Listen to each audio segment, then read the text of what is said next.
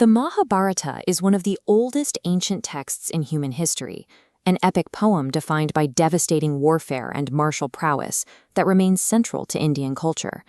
Its battlefields are crowded with legendary champions. These are godlike figures wielding divine weapons, capable of leveling entire armies in a single afternoon.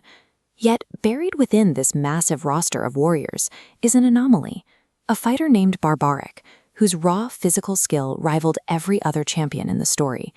But despite being arguably the most lethal fighter alive, he never actually strikes a blow.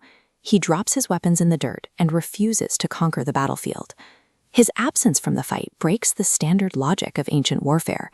In this universe, possessing power did not lead to a military victory. Instead of charging into the fray, Barbarik spends the entire war as a severed head, placed high up on a rocky hill overlooking the carnage. For the duration of the 18-day bloodbath, he simply sits there.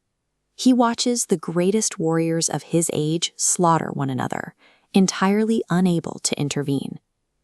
Why would a combatant capable of unimaginable destruction end up as a silent, decapitated observer? To figure out how Barbarik lost his body, we have to look past the physical combat. The real conflicts in this epic are dictated by an entirely different set of rules. Every character is bound by Dharma, a cosmic architecture of duty and moral law that governs the universe.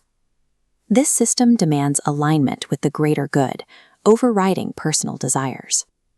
Barbarik's abilities were a problem. His martial skill was such an unregulated force that letting him fight would have broken the natural balance of the entire war. Losing his head was a necessary systemic correction. The universe stepped in to prevent a single individual from breaking the moral order. He wasn't ambushed or bested in combat.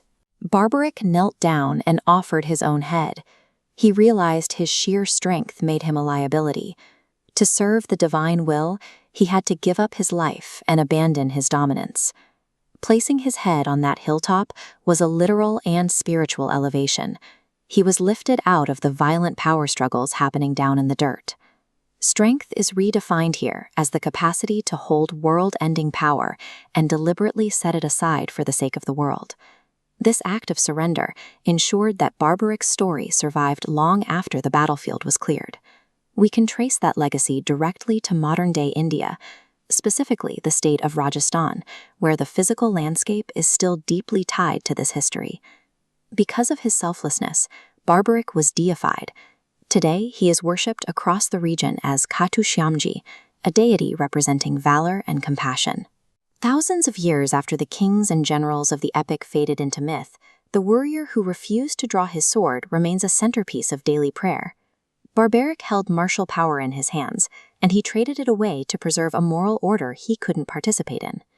This mythological precedent forces us to look differently at heroism, bypassing the usual metrics of body counts and battlefield victories. That severed head, watching from the hilltop, reminds us that heroism is measured by what we give up for the world, not what we destroy.